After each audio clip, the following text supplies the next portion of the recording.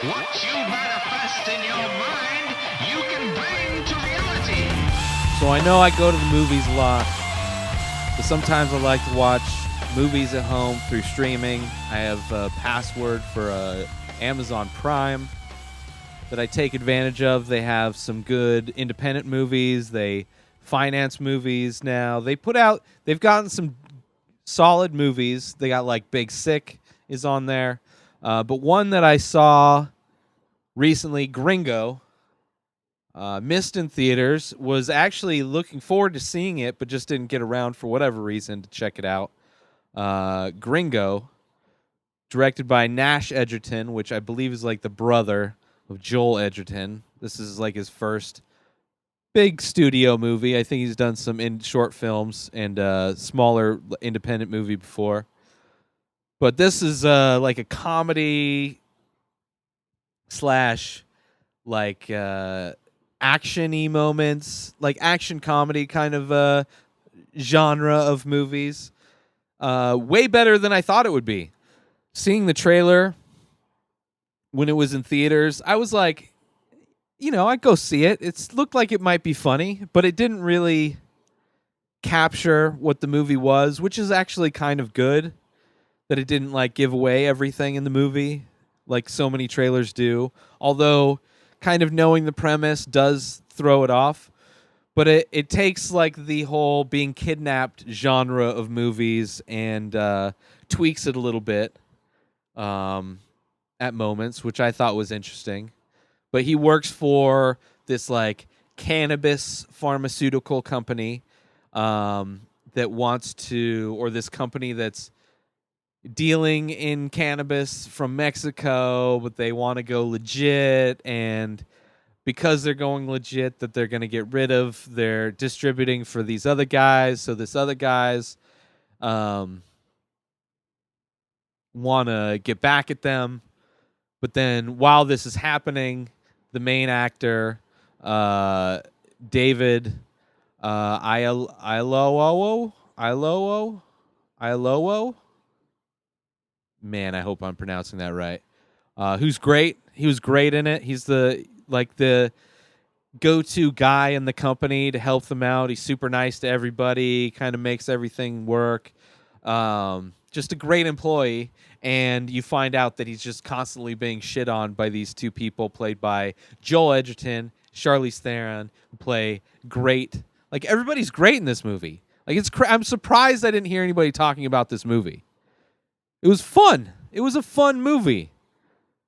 Like, I literally put it on when I got home today, because before recording all of these, I went and saw some movies, and I put it on again, and wasn't really watching it, but I was prepping for the show, and it's just a fun movie. I enjoyed it. So it's about him, like, being kidnapped, not being kidnapped. I don't know. But it's kind of that kidnapped kind of taken kind of a thing, but different. I enjoyed it. Had enough twists and like slightly off center of like standard tropes that I really enjoyed it. I had a lot of fun. So if you have Amazon Prime, which you can get a free 30-day trial, inspireddisorder.com/prime, which that's not even what I'm using, but you can use it. That helps me out. I think still it does. But you can do that and get 30 days free and watch Gringo. There's a bunch of other movies. Swiss Army Man is on Amazon Watch Instantly. They got a bunch of independent movies they picked up from like film festivals, like stuff like the kind of independent movie that I haven't seen since going to the San Diego Film Festival many, many moons ago. Almost a decade ago now. Anyway, go watch The Gringo. It was a lot of fun. You'll enjoy it. Check me out on Instagram at Ray Taylor. All of my artwork, inspireddisorder.com. Links are up top. Also, if you want to watch making of videos for all of my artwork, Photoshops, all of that stuff, patreon.com/inspireddisorder. Go there, sign up for a monthly donation, and you get a bunch of bonus content, including watching all week, all 7 days of The Ray Taylor Show all at once before it gets released anywhere else. You get to watch it there first. Patreon.com/inspireddisorder. That's it, everybody. Hope you all have a great week. Peace out. What you manifest in your mind, you can bring to reality. Boom! What's up? Welcome to a new episode. I'm talking about a game called Color Defense for iOS. It's literally a game that I used to play all the time on my phone. One of the first games to come out for the iPhone called, it's a tower defense game called Geo Defense. I love this game. I've talked about it many, many years ago, recommending it. It's just, there was that, Geo Defense and Geo Swarm. And ton of fun to play. Enjoyed playing them, obviously. But whoever the developer was, they never kept up with it. And eventually they stopped working. So, and I'd never really found another tower defense game that I enjoyed. I mean, there are a couple. There's the iBomber Defense. There's a couple of those from that same developer that are fun. But I was just browsing through the games the other day because every once in a while I get in the mood where I feel like playing video games. I don't play video games. I had an Xbox like probably 10 years ago that I, played at the time, enjoyed at the time, but realized that I was paying for Xbox Live just to use Netflix because I wasn't playing video games really. I think like Call of Duty and Rock Band were the two games that I played the most at the end. Maybe some Grand Theft Auto. But yeah, every once in a while I'll get like a game for my phone. Usually I'll play like the UFC app is a lot of fun. Just for casual. Nothing in depth. Just like let me do this while I'm taking a shit. And Geo Defense this one, Color Defense, which is a different developer. And this is the only tower defense game that they've developed, and it's a clear copy of Geo Defense. But I'm glad it's there. I'm glad it's back. It's got cool visuals. Geo Defense looked a little bit different, had more of a matrixy. Like when things blew up, it really had a weird matrixy grid kind of effect. But yeah, I'm glad that a basic version. I'm showing the video of gameplay from one of the levels on easy, just to give you an idea of what it looks like. Very simple game, but I enjoy it a lot. So if you're looking for a fun game to play on your phone, your iOS phone, go check out Color Defense. It's free. There's a ton of ads. It's $5 if you want to get rid of the ads. I haven't gotten rid of the ads yet, even though I literally played it all day yesterday. I was listening to Sword and Scale, the true crime podcast that I talked about a few weeks ago, and played Color Defense. So go get it. App Store. That's it, everybody. Go to inspireddisorder.com. It's where all my artwork is, podcasts, photoshops, all that stuff. Links are up top. Patreon.com/inspireddisorder is where you get all the bonus material, making of videos for all my artwork. Photoshop. You get to watch the full week of this show before it gets released on IGTV. New episode every day. I'm Ray Taylor. Have a great week. Peace out! What you manifest in your mind, you can bring to reality. What's up, everybody? Went and saw the Happytime Murders. Am I saying that right? I better be saying that right. Yes, the Happytime Murders. New comedy out in theaters. Mixing puppets from the genetics of Jim Henson, his son, Brian Henson, comes out with, this has to be rated R. R-rated comedy? Yes. Just surprising. It's due to language, purely R-rated for language. I mean, subject matter, I guess, if puppets ejaculating all over an office or... I love this movie, by the way. I love this movie. I went and saw it and got high in my van before I went in to go see it. I knew what I was in store for. despite the horrible ratings on Rotten Tomatoes, despite the horrible ratings on the other, like IMDb, according to Google, people are voting 75% that they liked it. I liked it. I had a lot of fun. Is it for everybody? Is it a movie you're going to take your family? No. Maybe. I mean, it depends on your family, I guess, if they're like grown. I could see this being the best movie that a teenager has ever seen in their life. Like early teenager. Well, I guess maybe, I don't know how mature kids get nowadays, but I could maybe actually probably like a 10-year-old, which is probably, I mean, big reason why I enjoyed it, I'm sure, because I relate to the enjoyment of comedy, absurd and grotesque comedy of a 10-year-old. But it's, it's a little crime here. Let me read the thing here. Detective Phil Phillips is a down-on-his-luck puppet who used to work for the Los Angeles Police Department. When two puppets from an old TV show wind up dead, Phil suspects something is afoot and rejoins the LAPD as a consultant. Reunited with Connie Edwards, his former human partner, the bickering duo soon find themselves in a race against time to protect other former cast members before the killer strikes again. Maybe I can spice that up with little audio effects. So the story is pretty, somebody's offing puppets. It's in a universe where puppets exist with people, almost like BoJack Horseman has people and animals, like humanoid animals, coexisting. This is like that, but with puppets. I guess like all of the Muppet movies, this is similar to, but R-rated. I love this movie so much. It's super funny.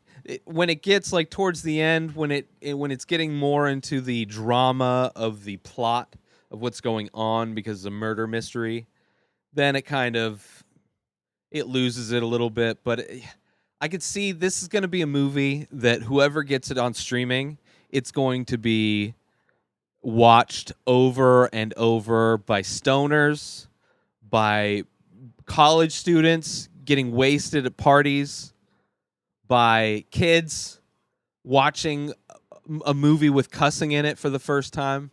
There's like a scene in a strip club, but there's no nude. It's so far from nude. Like she's wearing like shorts and like it's the farthest thing from a strip club. But yeah. It's a really fun movie. I had a lot of fun at this movie. I will look forward to watching this movie again. I was surprised.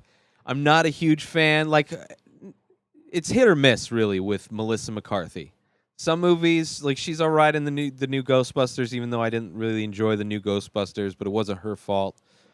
There's some movies she's fun in, but like Life of the Party was just a horrible movie, just really bad. But she's good in this. I think, although it's just, I think the only edge was the fact that she said fuck a bunch of times. Like, there's got to be a supercut. As soon as this movie comes out, somebody remind me, I'll do a supercut of every time somebody says fuck, because it's said many times throughout. Like, Christians aren't going to see this movie on Sunday. Actually, some of them probably are. But, like, the moms will walk out, and the dads will, like, have to try and hold in their laughter or maybe that's why the mom left, because the dad's like, fucking, this is so stupid that we do this shit. Can I please laugh at some puppet saying some obscene shit? It's such a fun movie, though. Go watch it. It's rated horribly. Don't expect fucking Shakespeare, right? Go in knowing you're going to see an R-rated puppet movie and prepare to laugh at the absurdity of it. I enjoyed it. I knew who the fucking killer was from moment one, at least half of what ended up being the killer. But it didn't matter. I did not care. It's like, I see where this is going, but I'm still enjoying the fuck out of it. It's like one of the only movies I've literally laughed out loud in the theater at. I know there's probably another one somewhat recently. Like, I know there was some laughter and Blind Spotting, but this is like a comedy where I laughed. Man, I'm just saying, this is one of those movies that's going to do horribly in theaters because it's just like that weird thing where it's going to struggle, but once it's find its audience, kids are going back to school right now. They're going to be like, dude, or dudette, or they, them, zimzer. I don't know what kids are saying now with gender and all that. They're going to go into school and they'll be like, Zim, you got to check out this super offensive movie that goes against all of our equality standards in existence with harmony of not being mean to other people. But it's funny as fuck, and you need to go watch it, Zim. All right? It's funny. Go watch it. I enjoyed it. Thumbs up. Probably, I don't know where it's going to be. I'm going to do a summer movie recap, I think, next week. And we'll see how this matches up with my top 10 movies of the month of the summer. Or the year, I guess. I might do year, and then I'll do like my end of the year Oscar kind of end of year wrap up best movies. Yeah. So we'll do half year. Even though it's farther than... It's whatever. It's going to be a thing. Don't worry about it. I'll take care of it. Until next time, go to my website, inspireddisorder.com. That's where you can check out everything I've done. You can buy my artwork. You can see Photoshops. Check out all the podcasts that I've done. All of those things. If you want premium content, you want to become a member, go over to patreon.com/inspireddisorder. Donate monthly. Get making of videos. You can binge this show the week it comes out before it gets released. I don't know exactly how to say that. You get to stream it the day of all 7 episodes before they're all released on IG, new episode daily. You get a bunch of other stuff. Discount code. If you want to start collecting my artwork and save some money, go to patreon.com/inspireddisorder. Links are up top. That's it, everybody. Have a great day. Have a great week. Peace out! What you manifest in your mind, you can bring to reality. This past Friday, there were some UFC fights, UFC Fight Night. Gaethje versus Vic out in Lincoln, Nebraska. It was a very entertaining card, if I do say so myself. There was a lot of fighters who were coming off of some split decisions, close split decision losses, like where is she? Courtney Casey just came off of 2 close split decisions, losses, went in super close fight with Angela Hill. I thought Angela Hill did more. I thought she hurt Casey more. I thought she won that fight, but it was a close fight, so it wasn't like a robbery. And after her losing it's like 3 close decisions, it's like just really bad luck. But she ended up winning it. But the main event, Justin Gaethje versus James Vick. Gaethje coming off of 2 losses, his first 2 losses in his career, and has kind of that Chris Lieben kind of fighting, a little bit more technical than Chris Lieben, but still willing to take a lot of damage to give it. And pretty much one-punch knockout of James Vick up against the cage. It was pretty quick in the first round, minute 27 in the first round. I don't know. Just Vic is athletic. He's huge for the division. But as far as Gaethje, I mean, you have to be able to survive. You have to have amazing defense and still be able to know you're going to withstand damage when you're fighting Justin Gaethje. And James Vick, I think, went out a little bit too cocky, not enough defense, was thinking he was going to overwhelm him maybe with his offense, but ended up getting knocked out. Brutal knockout. Good win for Gaethje. So excited to see who he fights next. Michael Johnson over Andre Touchy-Feely. Michael Johnson coming off of, I think this is his first fight down at featherweight. I want to say it seemed like he was coming off a loss. I know he lost to Nurmagomedov. He lost to Diaz. So, I don't know. He looked great. It was a great fight. Another close fight. Close decision. Split decision for the co-main event. Went to Johnson. I thought... I don't know. It could have gone either way. I was leaning more towards Michael Johnson to win it, but that's another one that could have gone either way. Brian Barberina just destroyed Jake Ellenberger. Just destroyed him. There was a head kick knockout, great head kick knockout by Eric Anders over Tim Williams. Mickey Gall destroyed George Sullivan. He called out he wants to fight Diego Sanchez, which I would love to see that, or a rematch with Sage Northcutt. Give him a shot at a rematch. Either one would sounds great, but Mickey Gall, great win. Just was standing with him long enough to get a hold of his leg, and once he got a hold of his leg, was able to get to his back and sink in the rear naked choke. It was very quick. James Krause looked great, super technical against Warley Alves. Just touched him up with great jabs, switching positions, like just effortlessly, just kind of switching positions and just throwing his jab out, both hands, amazing. Yeah. There was what was the Corey Sanhagen, I think? Or was it amazing come from behind. Come from behind victory over Yuri. Yuri had him, popped his elbow out in an arm bar. He had in a crazy kind of triangle arm bar situation, had the arm behind his armpit and just torqued it and fucked his elbow up, but he was able to get out of it. Sandhagen was able to get out of it and just landed crazy grounded pound.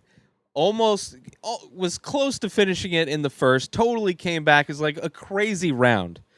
But then he came out in the second round and was able to beat Alcantara. Crazy fight. Crazy come from behind.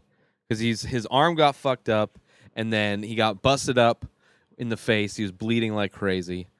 But yeah, Joanne Calderwood looked great.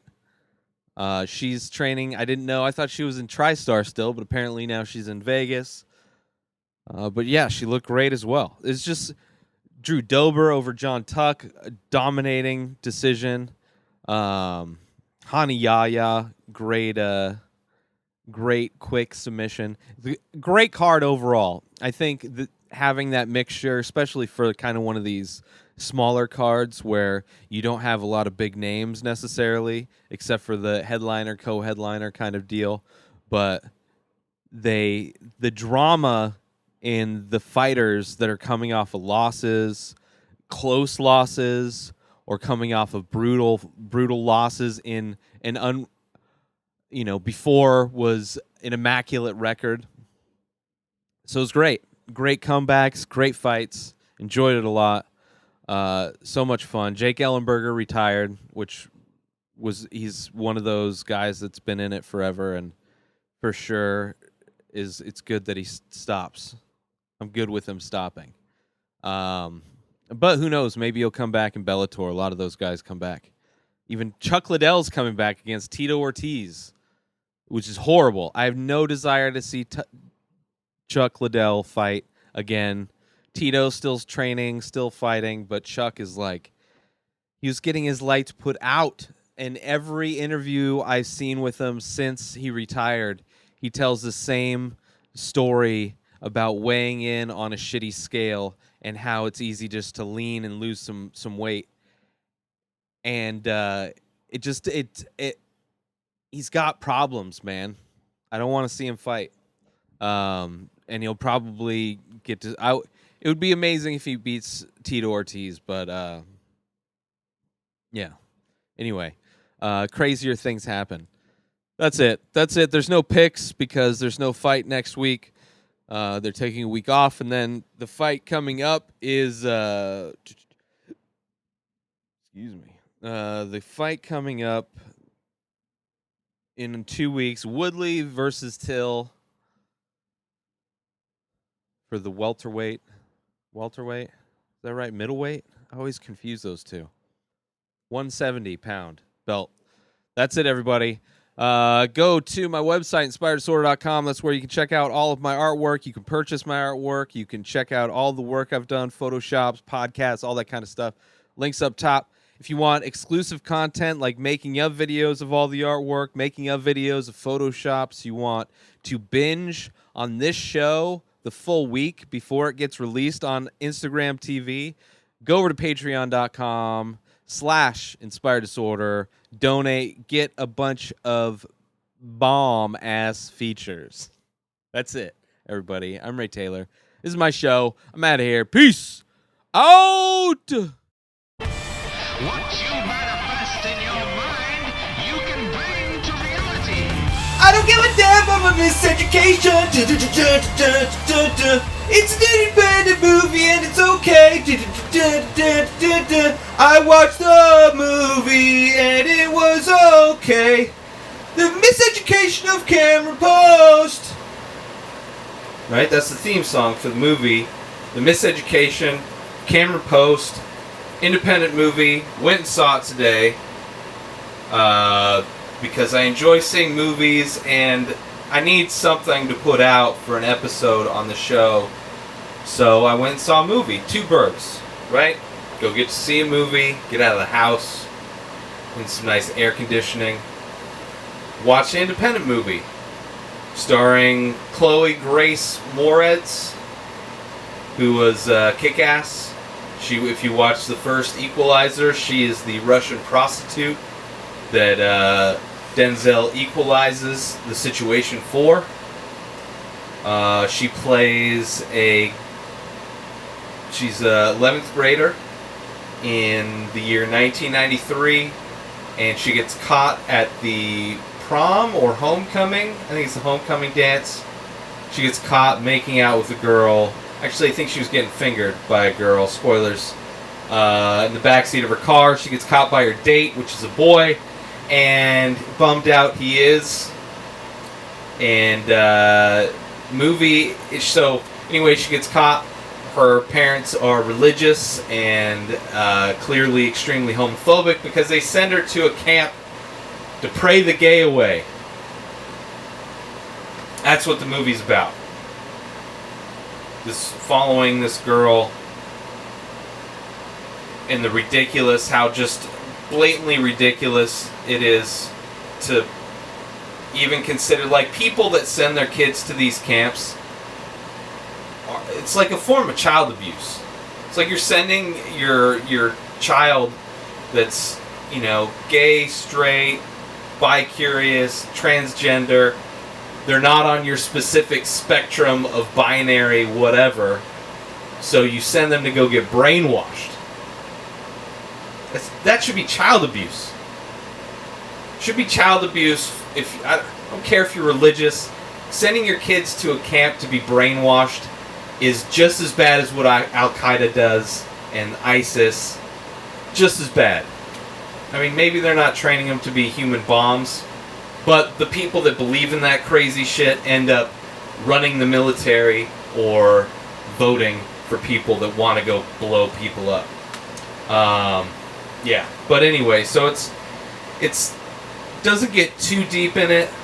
There's definitely some nice fantasies that she has that, I mean, you want to talk about a movie that I got hard a couple times. I know she's playing somebody that's not, I don't know how old she is. Let me see how old she is. She's got to be legal.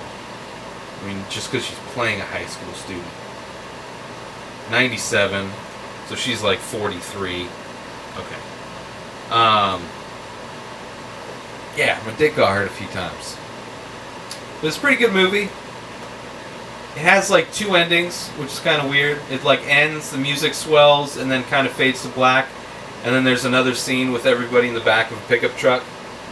But yeah, it goes. There's a few characters. Doesn't really get that in depth with the characters.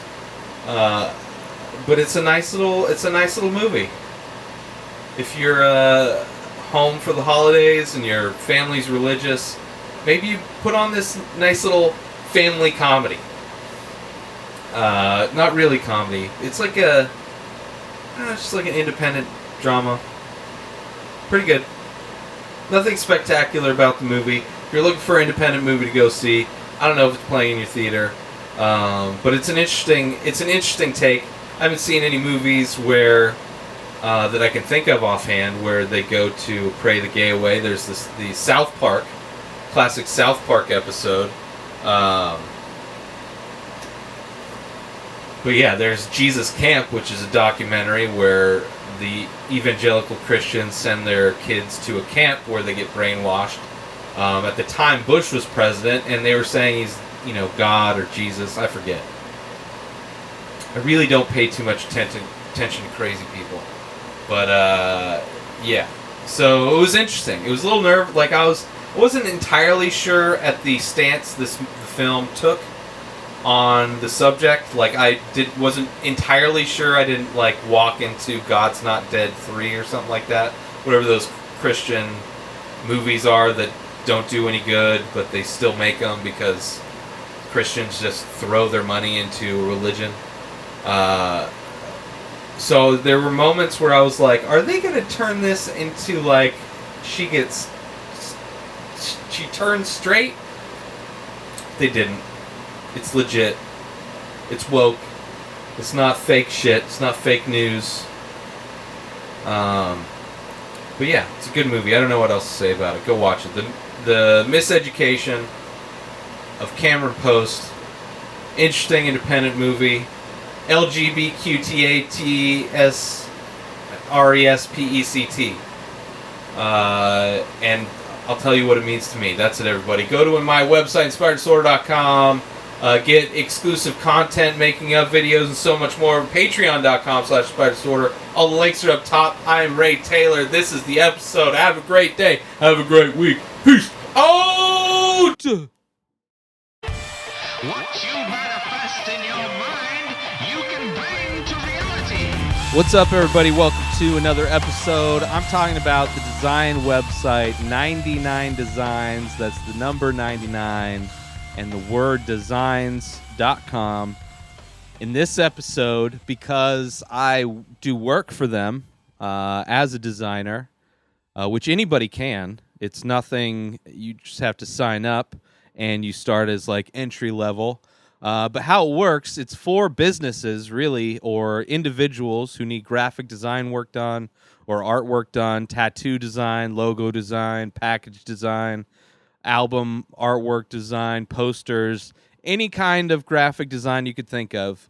I would imagine you can submit your job or what you want done to 99 Designs, and then designers like myself will give you designs, give you ideas to choose from, and you can choose to, depending on the contest, you can, the person that wins, you choose a winner, you go with them, or you can choose multiple people. It breaks down a few different ways depending on what your needs are. And there's different price tiers. So you get, the more you spend, the higher level of a designer you get. And then on my end as a designer, which, I'm self-taught, so as far as quote-unquote industry standards and what may be expected of me as somebody doing design work, graphic design for a business, I'm kind of learning that side of it. But other than that, it's basically people can go one-on-one with you. If you've done stuff for them in the past, they know your work. They can contact you directly, or as a designer, you can browse through all the available contests, they call them. And it usually get about 4 days max, 3 to 4 days, but you have within 4 days to submit a design. And then once they choose your design, if you're chosen for the design, you have to make any changes that they need and then give them the final files, the deliverables, as it were. But yeah, so I've done it a few times. They have all kinds of, you can search by categories. So if you just want to do logos or if you just want to do t-shirt designs, you can see what's available in those categories.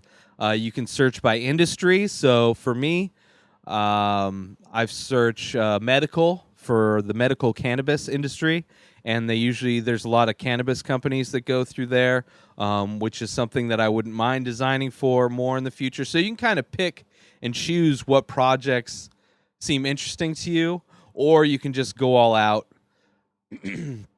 and submit for whatever you want. When you start, you're maxed out at 10 submissions per month, and it's a rolling thing. So if you submit all 10 on January 1st, then you have to wait till February 1st before you can do all 10. Or if you do all 9 on January 1st and then 1 on the 7th, you have to wait for that 1 to roll back over on the 7th. But so that's kind of my goal, to get better at doing this and to get used to doing it on a more regular basis. So in addition to doing the design work for Ari that I've done, I'll be doing this. So my goal is to do 10 per week, 10 per month, which would be the max. And I'm far from that goal this month, but I'm hoping as other things pick up, I'll have more time to spend. It's just tough fitting it in time-wise to where I feel like sitting at my computer for hours designing something that I may or may not even get picked for. But I know it's just a matter of, like, I'll get a certain percentage out of every 10. So yeah, and if I can land, like, even if it's 2 or 3 out of 10, then it's a good start and a lot of extra money I could be making, and hopefully, get some clients, get some regular work, all that kind of stuff. So if you're an artist or a designer and you're familiar with Photoshop or Illustrator, I mean, if you're Illustrator, you can do most everything, or you have to convert your stuff from Photoshop to Illustrator. But if you're looking to get any kind of work, or maybe refining your skills, you want to dip your toe into what it's like doing freelance graphic design, or you're doing corporate graphic design and you're tired as fuck of the boring ass shit you're doing, and you want to start branching out and doing more of your own work, 99 Designs do it. I heard about it through Tim Ferriss's podcast, The Tim Ferriss Show. So I'm sure you get like a credit if you use one of his links or whatever. timferrissblog.com/99designs, maybe. I don't know. I have nothing that I can offer, no discounts or anything, but whether you're an artist or you're a business and you want to hire an artist and you don't want to hire me directly, which you can do, just DM me and we can work something out. We'll figure out what you need and I'll give you a price. But if you want to get a variety of designs, a variety of looks, because maybe what my brain comes up with isn't matching what you were looking for, which is totally fine. Go to 99 Designs and check it out. That's it. That's all I'm talking about in this episode. And I'm sorry for my coughing. I have like a phlegm issue right now. I don't know if it's allergies are kicking in, weather change, weather patterns. I don't know. Swamp gas! InspiredDisorder.com is where you can find all of my artwork, Photoshops, blah, blah, blah, all my stuff. That's my website, InspiredDisorder.com. If you want exclusive content like making of videos, if you want to watch every episode of the week of the Ray Taylor Show before it comes out, go to patreon.com/InspiredDisorder. Donate. It's a monthly donation. Get a bunch of perks. All the links are up top. Hope everybody has a great week. I'm out of here. Peace out! What you manifest in your mind, you can bring to reality. What's up, everybody? Welcome to a new episode of the show. I've wanted to do this. People ask me all the time. People ask me for podcast recommendations, how to start podcasting. Podcasting is such a loose term. It could be, YouTube shows. I do my show on Instagram TV. I've seen people produce stuff for just Snapchat. There's any kind of social media, just Facebook, YouTube. It's everything. But podcasting from an audio standpoint is something that I've been doing in addition to video, I guess, for a decade now. I've started a bunch of podcasts, produced a ton of podcasts. I've helped a bunch of people start podcasts, ran a podcast network for a minute. So I want to do a series on how to start a podcast. If you want to start a podcast, I'm going to focus primarily on audio at the beginning, but video is just another step, and different things, different addition if you want to add that to your show. But if you are looking to do an audio podcast, that is what I'm going to be hopefully telling you and helping you out with resources and things to think about.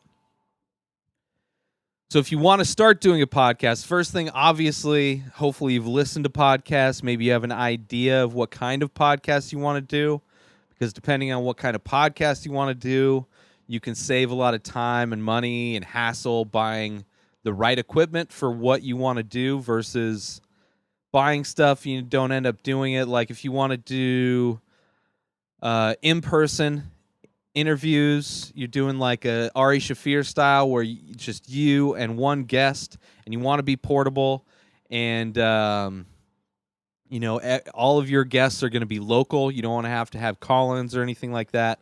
The easiest thing to do is to go with the H4n. That's what I'm using right here. And then I have an XLR. It's a mic cable. It's called an XLR cable, and then an XLR mic. It's a Shure SM52, I think it is.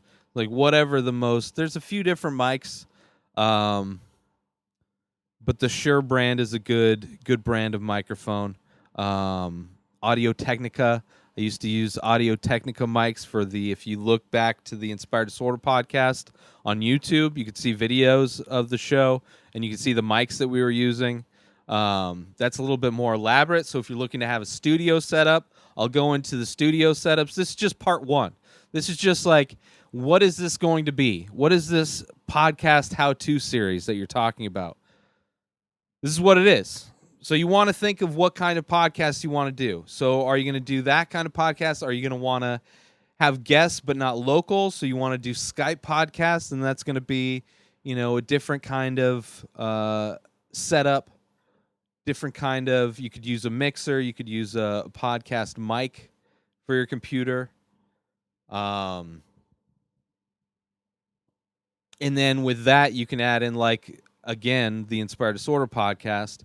I was using a combination of Skype, and I had my mic going through a mixer, so I was able to just get better audio instead of just going through a computer mic.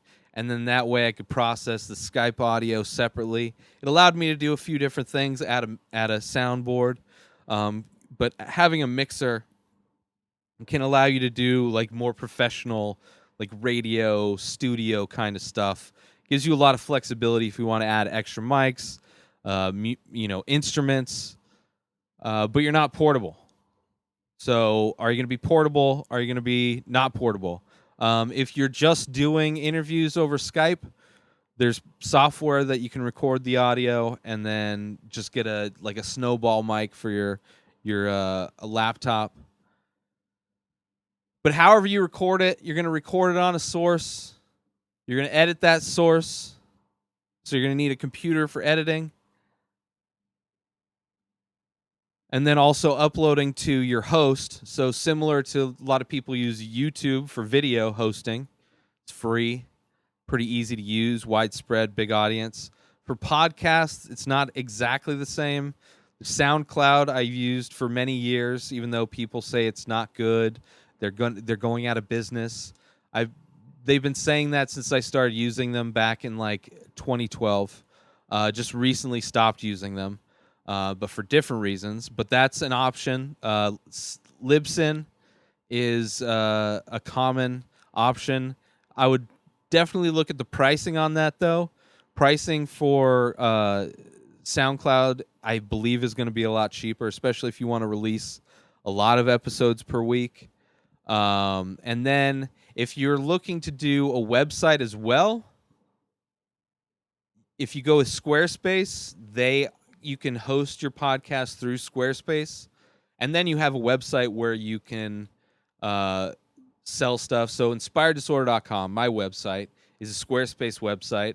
All of the podcasts that I've done, aside from the Inspired Disorder podcast, were all hosted through my Squarespace site. And it's pretty simple, pretty easy to use. You can schedule the post so you don't have to worry about it. But then you can also have a full website too.